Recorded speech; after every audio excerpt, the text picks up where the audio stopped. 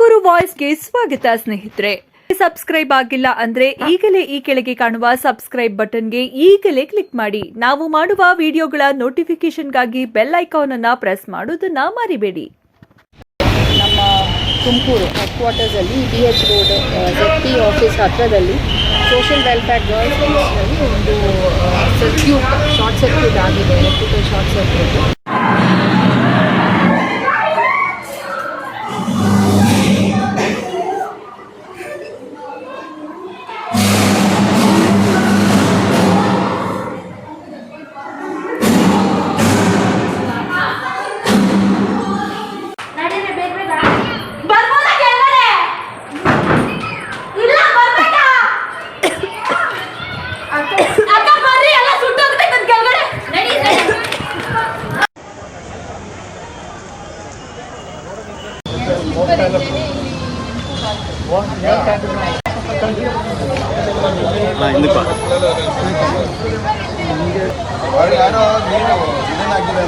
Water geyser ಹಾಕಿದ್ರಂತೆ.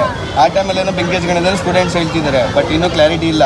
ಬೆಂಕಿ ಹಚ್ಕೊಂಡಿದ್ದಕ್ಕೆ ಸುಮಾರು ಹೊತ್ತು ಹೊಗೆ ಆಡ್ಬಿಟ್ಟಿದೆ, ಕೆಲವರಿಗೆ ಉಸಿರಾಡಕ್ಕೆ ತೊಂದರೆ ಆಗ್ಬಿಟ್ಟಿದೆ, ಎಲ್ಲ ಮೇಲ್ಗಡೆ ಲಾಕ್ ಆಗ್ಬಿಟ್ಟಿದ್ದಾರೆ.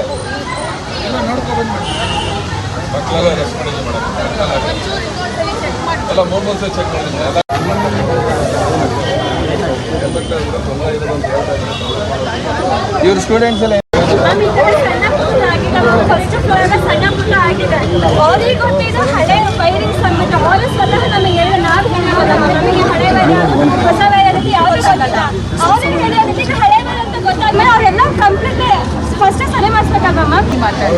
ಬಂದವ್ರೆ ಹೇಳಿದ್ದೀವಿ ಏನು ಮಾಡಬೇಕಲ್ಲ ಮಾಡಿ ಈಗ ಅವ್ರ ಗಮನ ಬಂದಿದೆ.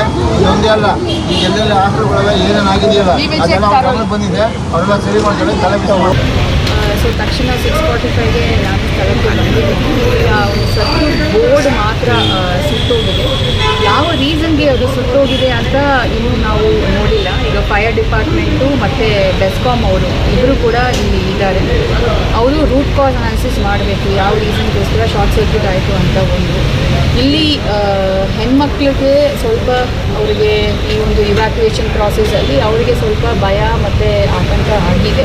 ಸೊ ಅವರಿಗೆ ನಾವು ಧೈರ್ಯ ತುಂಬಿದ್ದೀವಿ. ಈಗ ಭಯ ಏನೂ ಇಲ್ಲ. ನಾವು ಇಮಿಡಿಯೇಟ್ ಇದನ್ನು ರೂಟ್ ಕಾಲ್ ನೋಡಿ ಅಟೆಂಡ್ ಮಾಡಿ ಇಫ್ ಪಾಸಿಬಲ್ ಇವತ್ತು ನೈಟೇ ನಾವು ರೀಸ್ಟೋರ್ ಮಾಡ್ತೀವಿ, ಸೊ ದಟ್ ಅವರು ನಾರ್ಮಲ್ಸಿಗೆ ಮತ್ತೆ ವಾಪಸ್ ಬರ್ಬೋದು. ಇಲ್ಲ ಅಂತ ಹೇಳಿದ್ರೆ ಮ್ಯಾಕ್ಸಿಮಮ್ ನಾಳೆ ಒಳಗಡೆ ಮಾಡ್ತಾರೆ.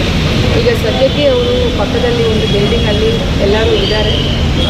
ವಿ ಹ್ಯಾವ್ ಟು ಸಿ ಈಗ ಯಾಕೆ ಆಗಿದೆ ಅಂತ. ಈಗ ಬೆಸ್ಕಾಮ್ ಅವರು ಮತ್ತು ಫೈರ್ ಡಿಪಾರ್ಟ್ಮೆಂಟು ನಾವೆಲ್ಲ ಇಲ್ಲಿದ್ದು ಸಮಸ್ಯೆಯನ್ನು ಬಗೆಹರಿಸಿ ಆಮೇಲೆ ನಾವು ಹೋಗ್ತೀವಿ.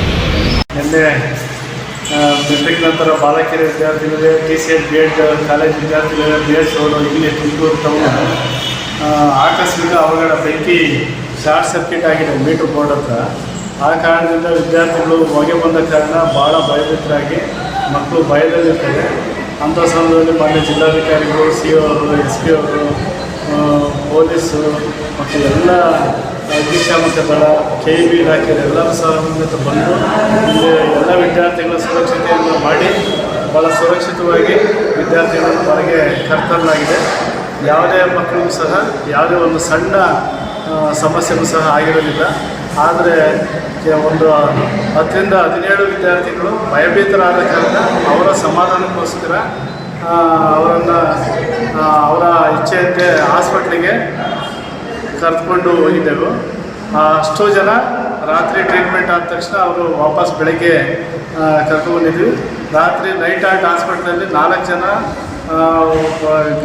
ಡಿಸ್ಟ್ರಿಕ್ಟ್ ಹಾಸ್ಪಿಟ್ಲಲ್ಲಿ ಮತ್ತು ಒಬ್ಬರು ಖಾಸಗಿ ಆಸ್ಪತ್ರೆಯಲ್ಲಿ ದಾಖಲಿರ್ತಾರೆ. ಅವರೆಲ್ಲರೂ ಸಹ ಬೆಳಗ್ಗೆ ಎಲ್ಲ ನಾರ್ಮಲ್ ಬಂದಿರೋ ಕಾರಣ ಅವರು ಆರಾಮಾಗಿ ಹಾಸ್ಪಿಟ್ಲಿಂದ ಡಿಸ್ಚಾರ್ಜ್ ಮಾಡಿಸಿದ್ವಿ. ಯಾವುದೇ ರೀತಿಯಾದಂಥ ಸಮಸ್ಯೆ ಯಾವ ವಿದ್ಯಾರ್ಥಿಗಳಲ್ಲಿ ಇಲ್ಲ. ಅದು ವಾಟರ್ ಹೀಟ್ರ್ ಮತ್ತು ಬಿಸಿ ನೀರಿನ ಬೇಡಿಕೆಯಿಂದಾಗಿ ಮಕ್ಕಳು ಮಳೆ ಇದ್ದ ಕಾರಣ ಅವರು ಕಾಯಲ್ ಹೀಟರನ್ನು ಬಳಸಿದ್ರಿಂದ at a time 60-70 water heater coil ಬಳಸಿದ್ರಿಂದ ಈ ಒಂದು ಅವಘಡ ಸಂಭವಿಸಿದೆ ಅಂತೇಳಿ ಬೆಸ್ಕಾಂ ಇಲಾಖೆ ಅಧಿಕಾರಿಗಳು ತಿಳಿಸಿದ್ದಾರೆ. ಈ ಘಟನೆ ಹಿನ್ನೆಲೆಯಲ್ಲಿ ಇವತ್ತು ಶ್ರೀಮತಿ ಅರ್ಚನಾ ಮೇಡಮ್ ಅವರು additional director social welfare department Bengaluru ಇವರು ಇಲ್ಲಿಗೆ ಭೇಟಿ ನೀಡಿ ಸ್ಥಳ ಪರಿಶೀಲನೆಗೆ ಬಂದಿರ್ತಾರೆ.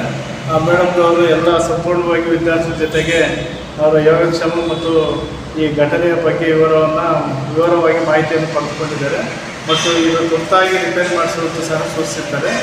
ನಿನ್ನೆನೇ ಸಹ ರಾತ್ರಿಯೇ ಮಾನ್ಯ ಜಿಲ್ಲಾಧಿಕಾರಿಗಳು ರಾತ್ರಿ 9 ಗಂಟೆವರೆಗೂ ಇಲ್ಲೇ ಇದ್ದು ಬೆಸ್ಕಾಂ ಇಲಾಖೆಯನ್ನು ಕರೆಸಿ ಸ್ಥಳದಲ್ಲಿಯೇ ಮತ್ತೊಮ್ಮೆ ವಿದ್ಯುತ್ ಸಂಪರ್ಕವನ್ನು ಮನೆ ಕಲ್ಪಿಸಿ ರಾತ್ರಿಯೇ ಈ ವಿದ್ಯಾರ್ಥಿಗಳಲ್ಲಿ ವಿದ್ಯಾರ್ಥಿಗಳಿರುವಂಥ ಎಲ್ಲ ವ್ಯವಸ್ಥೆ ಸೌಲಭ್ಯವನ್ನು ಕಲ್ಪಿಸಲಾಗಿತ್ತು. ಈ ದಿನ ಪರ್ಮನೆಂಟಾಗಿ ಒಂದು ಹೊಸ ವೈರಿಂಗ್ ಸಿಸ್ಟಮನ್ನು ಮಾಡಿಸಿ ಹೊಸದಾಗಿ ವೈರಿಂಗು ಮತ್ತು ರಿಪೇರಿ ಇರ್ತಕ್ಕಂಥ ಎಲ್ಲವನ್ನು ರಿಮೂವ್ ಮಾಡಿಸಿ ಅದನ್ನೆಲ್ಲ ಸುರಕ್ಷಿತವಾಗಿ ಅದನ್ನು ಅಳವಡಿಸಿ ಕ್ರಮ ಕೈಗೊಳ್ಳಲಾಗಿದೆ.